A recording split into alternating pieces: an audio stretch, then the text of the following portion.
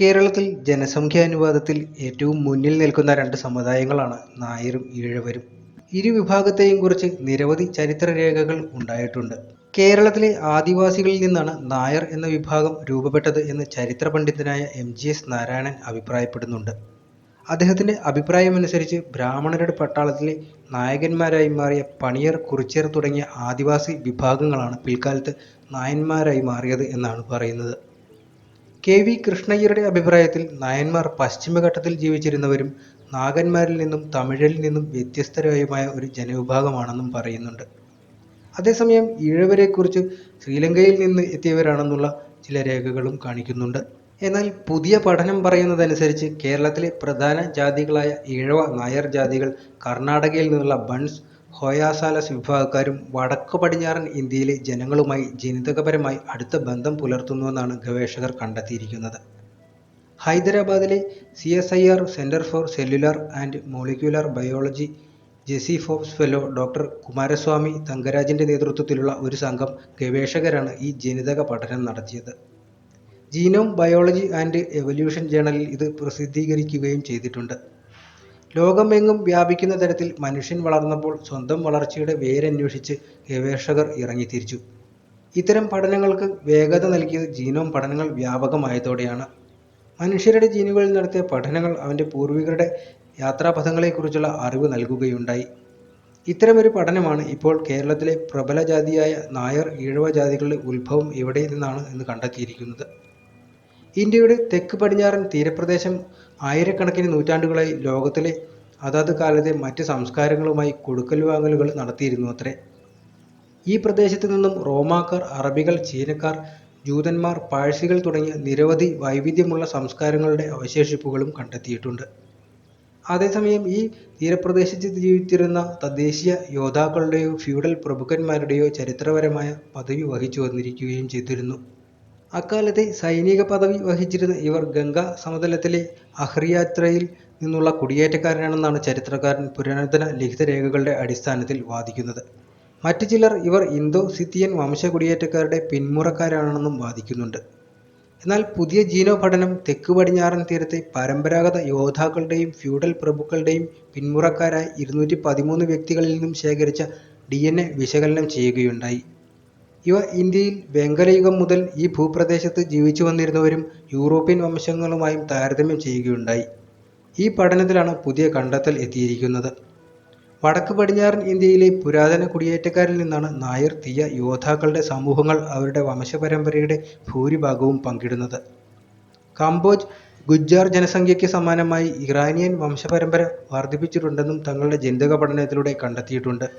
വെങ്കലയുഗത്തിന്റെ അവസാനത്തിലോ ചിലപ്പോൾ ഇരുമ്പ് യുഗത്തിലോ ആകാം ഇത്തരത്തിൽ സമൂഹങ്ങൾ വടക്കു പടിഞ്ഞാറൻ ഇന്ത്യയിൽ നിന്ന് മധ്യ ഇന്ത്യയും കടന്ന് തെക്കു പടിഞ്ഞാറൻ തീരത്തേക്ക് യാത്രയായതെന്ന് തങ്ങളുടെ സാങ്കേതികാധിഷ്ഠിത പഠനം സൂചിപ്പിക്കുന്ന തെൻ ബിർബൽ സാഹ്നി ഇൻസ്റ്റിറ്റ്യൂട്ട് ഓഫ് പാലിയോ സയൻസിലെ അധ്യാപകനായ ഡോക്ടർ ലോമോസ് കുമാർ പറയുന്നുണ്ട്.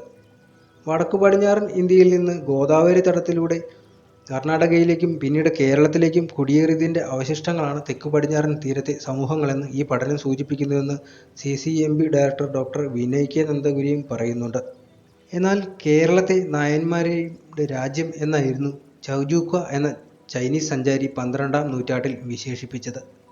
അന്നത്തെ ജനസംഖ്യയിലെ ഏറ്റവും ഗണനീയ വിഭാഗം നായന്മാരായതും രാജസന്നിധിയിലെ നിത്യസാന്നിധ്യവും ആണെന്ന് വരാം ഇങ്ങനെയൊരു വിശേഷണത്തിന് കാരണം.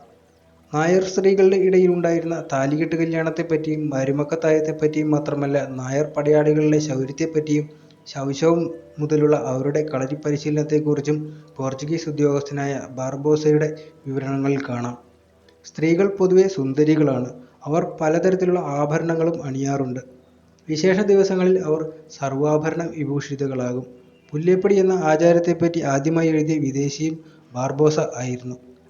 പ്രാചീന കേരളത്തിലെ പടയാളികൾ അധികവും നായന്മാരായിരുന്നുവെന്ന് എഴുതിയ വർത്തേമ അവരുടെ ആയുധങ്ങൾ വില്ല്, അമ്പ്, വാൾ, പരിച, കുന്തം, ഈട്ടി, കടുത്തീല, കലവണ മുതലായവ ആയിരുന്നുവെന്നും പറയുന്നുണ്ട്. കച്ചകെട്ടി ഉടുക്കുന്നതല്ലാതെ മറ്റു വസ്ത്രങ്ങളൊന്നും യോദ്ധാക്കൾ ധരിക്കാറില്ലെന്നും അദ്ദേഹം പറയുന്നു. യുദ്ധത്തിന് പോകുമ്പോൾ സാമൂതിരിയുടെ സൈന്യത്തിൽ 1,00,000-ൽ കുറയാത്ത കാലാൾ ഉണ്ടാകാറുണ്ടെന്നും യുദ്ധത്തിൽ ഒരിക്കലും ഇവർ ചതി പ്രയോഗിക്കാറില്ലെന്നും പതിയിരുന്നു പൊരുതുന്ന രീതിയോ രാത്രി യുദ്ധമോ ഇവരുടെ ഇടയിൽ പതിവില്ലെന്നും പടനിലങ്ങളിൽ വെച്ചുള്ള പകൽ യുദ്ധങ്ങളെ പതിവുള്ളൂവെന്നും വാർത്തമ്മ നിരീക്ഷിക്കുന്നുണ്ട്. എന്നാൽ ഈഴവർ ഹിന്ദുക്കളല്ലെന്നും അവർ ബുദ്ധമത അനുസാരികളായിരുന്നുവെന്നും ചരിത്ര പണ്ഡിതന്മാർ ഒരുപോലെ സമ്മതിച്ചു കഴിഞ്ഞതാണ്. ഹിന്ദുക്കളുടെ നിഷ്ഠൂരമായ മർദ്ദനശക്തി കൊണ്ട് ബുദ്ധമതം ക്രമേണ ഇന്ത്യയിൽ നിന്നും തിരോധാനം ചെയ്തതോടുകൂടി ഈഴവരുടെ മതവിശ്വാസത്തിന് മാറ്റമുണ്ടാകേണ്ടി വന്നിട്ടുണ്ട്. ശ്രീബുദ്ധന്റെ ധർമ്മരശ്മി പ്രസരം കൊണ്ട് പ്രശോഭിതമായ സിംഹള നാട്ടിൽ നിന്ന് കുടിയേറിപ്പാർത്ത തീയർ ഹിന്ദുക്കളാകുവാൻ സ്വയം വിസമ്മതിക്കുകയോ വർണ്ണാശ്രമാനികളായ ഹിന്ദുക്കൾ തങ്ങളുടെ മതത്തിൽ ചേർക്കാതെ ദൂരെ നിർത്തുകയോ ചെയ്തതിനാൽ അവർ ഇന്ന് ഹിന്ദുമതത്തിലെ തീണ്ടൽ ജാതിക്കാരിൽ ഒരു കൂട്ടമായി തീർന്നിരിക്കുന്നുവെന്നാണ് ഇ. മാധവന്റെ സ്വതന്ത്ര സമുദായം എന്ന പുസ്തകത്തിൽ പറയുന്നത്.